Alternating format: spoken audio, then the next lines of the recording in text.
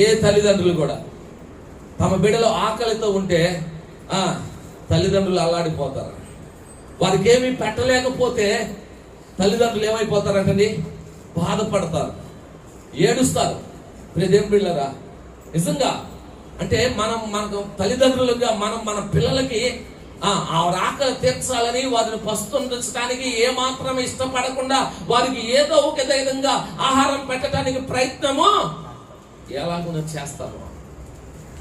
నిజంగా దేవుడు, మనం ఆరాధించే దేవుడు అంతకంటే గొప్పవాడైన దేవుడు, కృప కలిగిన దేవుడు. ఆయన పిల్లలమైన మనం పస్తుండటం ఆయన ఎప్పుడు కూడా ఇష్టపడే దేవుడుగా. ఆయన మనల్ని నిత్యము పోషించేటువంటి దేవుడు, నిత్యము పోషించేటువంటి దేవుడు, మనల్ని నడిపించే దేవుడు. మంచి గోధుమలతో మనల్ని ఏం చేస్తాడంటే ఆయన తృప్తిపరిచేటువంటి దేవుడు. వాక్యం